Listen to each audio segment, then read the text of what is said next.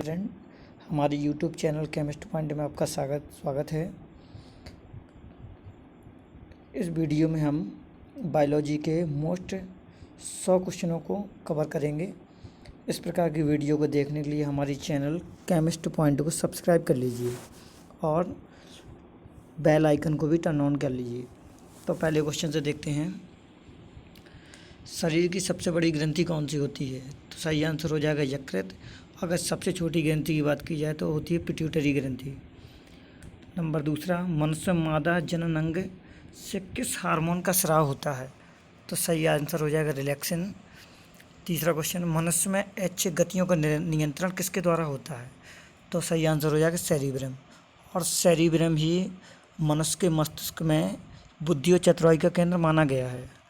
और थायराइड जो है वो ग्रंथि गले में पाई जाती है। चौथा क्वेश्चन देखेंगे, शरीर का तापक्रम कहाँ नियंत्रित होता है? तो सही आंसर हो जाएगा हाइपोथैलेमस में। पांचवा क्वेश्चन, अमीबा में भोजन का अंतर्ग्रहण किसके द्वारा होता है? तो सही आंसर होगा कूटपाद द्वारा। छठवां देखेंगे, निम्न में से कौन सा एंजाइम लार में पाया जाता है? तो सही आंसर होगा टाइलिन। सातवां, वह प्रक्रिया जिसके द्वारा मनुष्य श्वास ग्रहण करता है तथा छोड़ता है उसे क्या कहते हैं? तो सही आंसर होगा श्वासोच्छ्वास, अर्थात सांस लेना और छोड़ना श्वासोच्छ्वास कहलाता है। आठवां क्वेश्चन, ऊर्जा उत्पादन के लिए कोशिका प्राय किसका उपयोग करती हैं? तो ये सही आंसर हो जाए ग्लूकोज, अर्थात ग्लूकोज ही ग्लाइकोजन में टूट जाता है। नौवां देखेंगे, किस अभिक्रिया द्वारा पौधों में ऑक्सीजन बाहरी वातावरण से कोशिकाओं में पहुंच जाता है? तो यह क्रिया हो जाएगी विसरण, अर्थात पहला देखें किण्वन। तो किण्वन का अर्थ होता है कि सूक्ष्म जीवों द्वारा किसी जटिल कार्बनिक पदार्थों को टूट जाना। दहन का मतलब होता है ऑक्सीजन की उपस्थिति में कार्बनिक पदार्थों का टूटना। जबकि प्रकाश संश्लेषण का अर्थ होता है प्रकाश की उपस्थिति में हरे पौधों द्वारा भोजन तैयार करना। 10वां देखें, श्वसन की अभिक्रिया में खाद्य पदार्थों की परिणति क्या होती है? तो सही आंसर हो जाएगा विघटन, अर्थात टूटना। 11वां, खाद्य पदार्थों का पौधों में स्थानांतरण का मुख्य रूप कौन सा होता है? तो सही आंसर होगा सुक्रोज, जिसका फॉर्मूला होता है C12H22O11। 12वां क्वेश्चन, एक स्वस्थ मनुष्य का रक्तचाप कितना होता है? तो सही आंसर हो जाएगा 120/80, जिसमें से 120 उच्चतम होता है जबकि 80 निम्नतम होता है। 120 जो होता है उसे हाइपरटेंशन कहते हैं और जो 80 होता है उसको हाइपोटेंशन कहा जाता है।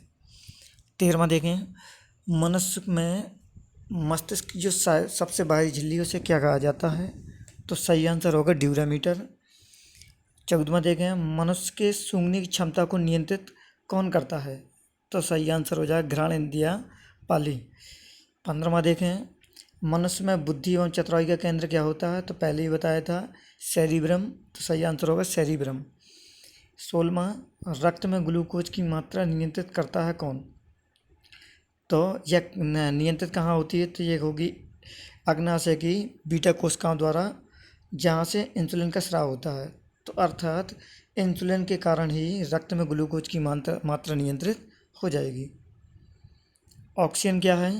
तो ऑक्सीजन एक एंजाइम होता है। जैव प्रक्रम के अंतर्गत कौन आता है? तो सही आंसर हो जाएगा पोषण, उत्सर्जन, शोषण सभी। पोषण का अर्थ होता है भोजन का ग्रहण करना।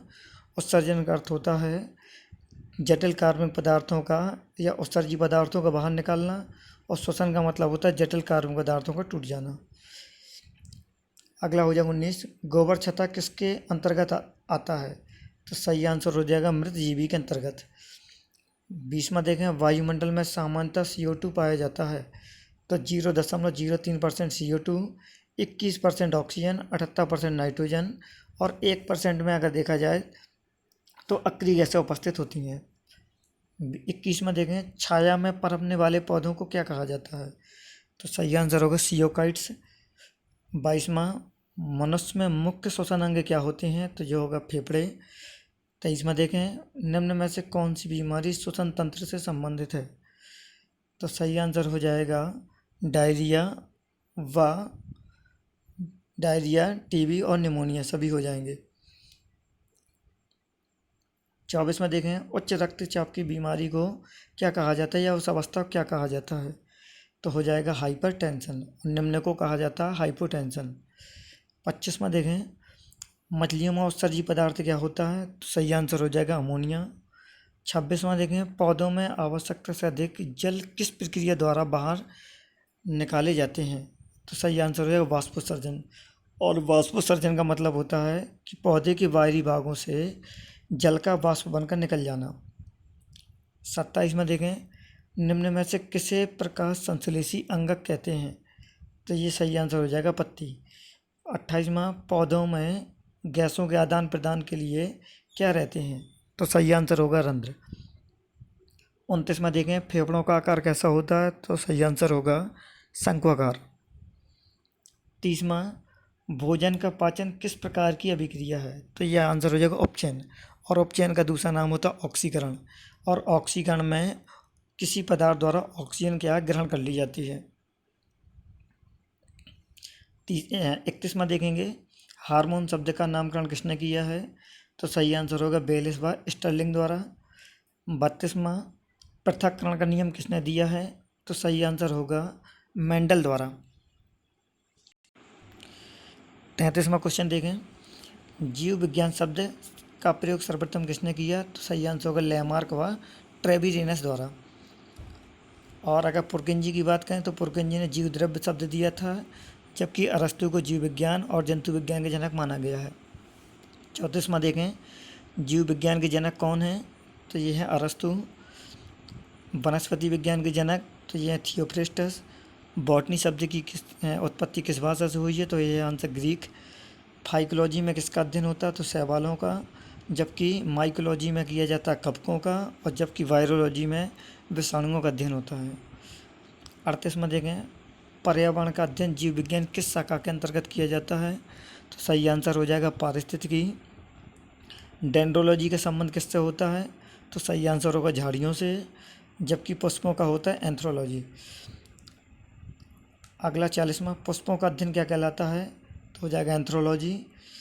41वां वनस्पति संवर्धन से संबंधित विज्ञान की शाखा को क्या कहते हैं, तो सही आंसर होगा हॉर्टिकल्चर। स्पर्मोलॉजी में किसका अध्ययन होता है, तो सही आंसर होगा बीज का। 43वां एग्रोएस्ट्रोलॉजी में किसका अध्ययन होता है, तो सही आंसर होगा घासों का, जबकि फलों का अध्ययन कहलाता है पोमोलॉजी। पेडोलॉजी में किसका अध्ययन किया जाता है, तो सही आंसर होगा भूमि का। 45वां देखें पौधों को नाम देने वाले विज्ञान को क्या कहते हैं, तो सही आंसर होगा वर्गिकी। और वर्गिकी का जो जन्मदाता है वो लिनियस को कहा गया है। 46वां देखें निम्न में से किसे वर्गिकी का पितामह कहा गया है, तो सही आंसर होगा कैरोलस लिनियस। सूक्ष्म जीव मिलते हैं किसमें, तो हो जाएगा रेतीली मिट्टी, लवण युक्त पानी, दलदल भूमि, इन सभी में। विषाणु वृद्धि कहाँ करते हैं, तो सही आंसर होगा जीवित कोशिका में। 49वां देखें साबूदाना किससे बनाया जाता है, तो सही आंसर होगा साइकस द्वारा। 50वां देखें फलों का अध्ययन क्या कहलाता है, तो सही आंसर होगा पोमोलॉजी। 51वां देखें द्विनाम पद्धति के प्रतिपादक कौन हैं, तो सही आंसर होगा कैरोलस लिनियस। जीवाणु की खोज किसने की है, तो ल्यूवेनहॉक ने। रॉबर्ट कोच ने चेचक कटी खोजा था। लुई पास्चर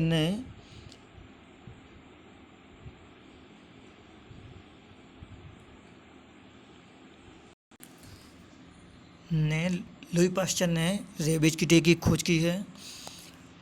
53वां देखें जिन पौधों पर बीज बनते हैं लेकिन पुष्प नहीं लगते उन्हें क्या कहते हैं, तो सही आंसर होगा अनावृत बीजी। 54वां देखें जीवाणुओं की साधारण आकृति क्या होती है, तो सही आंसर होगा छड़ रूपी। 55वां जो जीवाणु आकार में सबसे छोटे होते हैं क्या कहलाते हैं, तो सही आंसर होगा गोलाणु। 56वां देखें निम्न में से कौन सा रोग बैक्टीरिया से होता है, तो सही आंसर हो जाएगा तपेदिक। 57वां मानव की आंत में पाए जाने वाला जीवाणु कौन सा है, तो सही आंसर होगा एसरदेशिया कोलाई, जिसे ई कोलाई के नाम से भी जाना जाता है। 58वां देखें एंटीबायोटिक्स अधिकांशतः कहाँ पाए जाते हैं, तो आंसर होगा जीवाणुओं में। 59वां निम्न में सबसे छोटा जीव कौन सा है, तो सही आंसर होगा माइकोप्लाज्मा। 60वां देखें, निम्न में से कौन सा रोग जीवाणु के कारण होता है? तो सही आंसर होगा हैजा। निम्न में से किसके द्वारा दूध खट्टा होता है? तो सही आंसर होगा बैक्टीरिया। अगला है, निम्न में से कौन सा रोग जीवाणु संक्रमण के कारण होता है? तो सही आंसर होगा कुष्ठ रोग। 63वां देखें, सर्वप्रथम विषाणु की खोज किसने की है? तो सही आंसर होगा इवानोवस्की द्वारा। 64वां, चेचक के टीके की खोज किसने की है? तो एडवर्ड जेनर द्वारा, जिसे हाल ही में सीटेट में पूछा गया था। दूध के दही में जमने का कारण क्या होता है? तो सही आंसर होगा लैक्टोबैसिलस नामक सूक्ष्म जीवाणु। 66वां, निम्न में से कौन स्वपोषी होता है? तो सही आंसर होगा शैवाल। 67वां, टिक्का रोग किसमें होता है? तो सही आंसर होगा मूंगफली। 68वां, HIV द्वारा होने वाला रोग कौन सा है? तो आंतशक हो जाएगा। 69वां, निम्न में से कौन सा रोग विषाणु के कारण होता है? तो सही आंसर होगा चेचक। 70वां, किस शैवाल से आयोडीन प्राप्त होती है? तो आंसर हो जाएगा लैमिनेरिया, जबकि आयोडीन का प्रतीक आई और परमाणु क्रमांक 53 होता है। 71वां, हाइड्रोफोबिया रोग उत्पन्न होता है तो किससे? विषाणु द्वारा, और हाइड्रोफोबिया कुत्ते काटने से होता है, जिसमें व्यक्ति को जल से डर लगने लगता है। 72 में देखें, निम्न में से किसमें एंजाइम नहीं होते हैं? तो सही आंसर होगा विषाणु में। 73वां, कुत्ते के काटने से जिस विषाणु के द्वारा घात रोग उत्पन्न होता है वह क्या कहलाता है? तो सही आंसर होगा हाइड्रोफोबिया। 74वां देखें, सार्क क्या है? तो सही हो जाएगा विषाणु जनित रोग। 75 में देखें, खसरा निम्नलिखित संक्रमण के कारण होता है? तो सही आंसर होगा विषाणु द्वारा। 76वां, आलू में मोजेक रोग का कारण क्या है? तो सही आंसर होगा विषाणु। 77, जंतुओं में होने वाली फूट एंड माउथ रोग किसके कारण होता है? तो सही आंसर होगा विषाणु द्वारा। 78वां, शैवालों की कोशिका भित्ति किसकी बनी होती है? तो सही आंसर होगा सेल्यूलोज। 79, कैल्प किससे प्राप्त होता है? तो सही आंसर समुद्री शैवालों से। 80, लाल सागर का लाल रंग किस कारण से होता है? तो सही आंसर होगा शैवालों से। 81, अगर अगर किससे प्राप्त होता है? तो सही आंसर होगा शैवालों से। अगला 82, वनस्पति विज्ञान की वह शाखा जिसके अंतर्गत कवकों का अध्ययन होता है उसे माइकोलॉजी कहा जाता है। 83, कवकों की कोशिका भित्ति किसकी बनी होती है? तो सही आंसर हो जाएगा काइटिन व हेमी सेलुलोज की। 84, सभी कवक सदैव कैसे होते हैं? तो ये हो जाएगा विविधपोषी। 85, वृक्षों की छालों पर उगने वाले कवक क्या कहलाते हैं? तो हो जाएगा कोर्टिकोलस। 86 में देखें, गोबर पर उगने वाले कवक क्या कहलाते हैं? तो ये हो जाएगा कोप्रोफिलस। 87 में देखें, निम्न में से किस में क्लोरोफिल नहीं होता है? तो कवक प्राय सफ़ेद रंग के होते हैं जिसमें क्लोरोफिल नहीं पाया जाता। 88, खाली चट्टानों पर उगने वाली लाइकेन को क्या कहा जाता है? तो सही आंसर होगा सेक्सिकोल्स। 89, जापान में लोग किस लाइकेन को सब्जी के रूप में खाते हैं? तो सही आंसर हो जाएगा इंडोकार्पन। 90, मिर्गी की औषधि किस लाइकेन से प्राप्त होती है? तो सही आंसर होगा परमेलिया।